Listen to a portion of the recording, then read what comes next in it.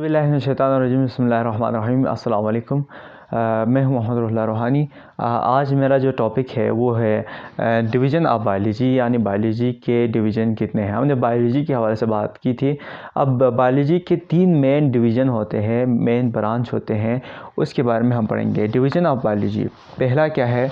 Zoology है, दूसरा botany है, तीसरा माइक्रो बायोलॉजी है। तो आइए हम देखते हैं कि जूलॉजी किसे कहते हैं।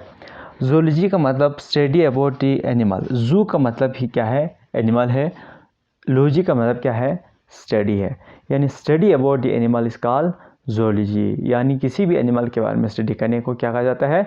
जूलॉजी। बायोलॉजी के ऐसे ब्रांच जिसमें एनिमल के बारे में स्टडी करते हैं कि वो कैसे रहे, उसके स्ट्रक्चर कैसे है, उसके फंक्शन कैसे हैं और उससे क्या क्या मसाइल दरपेश है, उसके बारे में स्टडी करने को हम जूलॉजी कहा जाता है। तो उसके अगर बात करें तो इसके एग्जांपल ये क्या है? ह्यूमन, मेमल्स वगैरह, कोडेट्स वगैरह, रेप्टाइल्स वगैरह, पाइसेस वगैरह, ये किस में आ जाता है? जूलॉजी में आ जाते हैं। अब दूसरा क्या है? बॉटनी। अहम डिवीज़न बायोलॉजी के, दूसरा अहम डिवीज़न बायोलॉजी की क्या है? बॉटनी है। ठीक है।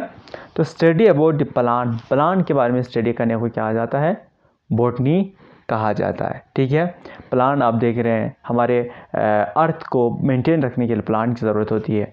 उनके प्लांट के स्ट्रक्चर के बारे में स्टडी करना, फंक्शन के बारे में स्टडी करना, उसी का नाम क्या है? बॉटनी है। इसमें हाफ शब्द वगैरह आ जाते हैं।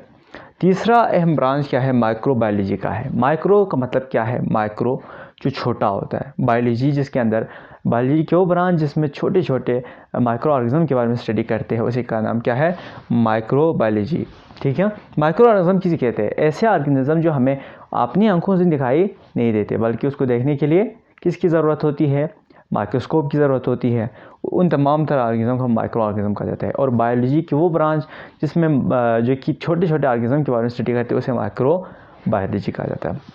इसमें वायरस और बैक्टीरिया वगैरह आते हैं। वायरस आपने देखा होगा, जो हमें दिखाई नहीं देते, बैक्टीरिया भी हमें दिखाई नहीं देते, लेकिन वो तबाही मचा रहे होते हैं।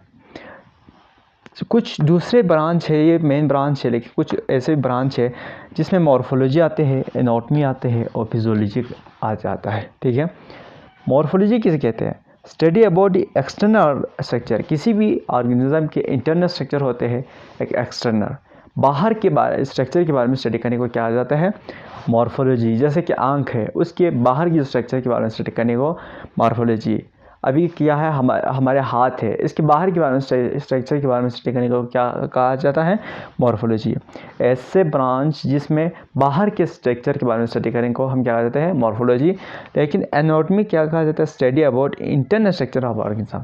एक ऑर्गेनिज्म की अंदरूनी जो स्ट्रक्चर के बारे में स्टडी करने को क्या कहा जाता है? एनाटॉमी। जैसे कि हार्ट है, उसके अंदर के फंक्शन के, अंदर के स्ट्रक्चर के बारे में स्टडी करने को क्या कहा जाता है? एनाटॉमी कहा जाता है। आखिर में क्या है? फिजियोलॉजी है। फिजियोलॉजी का मतलब है study about the function of organism. अब एक ऑर्गेनिज्म के स्ट्रक्चर के साथ साथ उसके फंक्शन होते हैं, और फंक्शन के बारे में स्टडी करना कि वो कैसे काम करते हैं। जैसे कि एक हार्ट है, हार्ट की 4 चैम्बर है। ठीक है। उस चैम्बर के बारे में स्टडी करने को एनाटॉमी हो गया, लेकिन उसके अंदर फंक्शन करते हैं, ये फंक्शन कैसे करते हैं, पंपिंग कैसे करते हैं, खून को लेके कैसे जाते हैं, उसके फंक्शन के बारे में स्टडी करने को क्या जाता है? फिजियोलॉजी कहा जाता है। और हमेशा स्ट्रक्चर के मुताबिक क्या हो जाता है? फंक्शन होता है। ठीक है। बहुत बहुत शुक्रिया।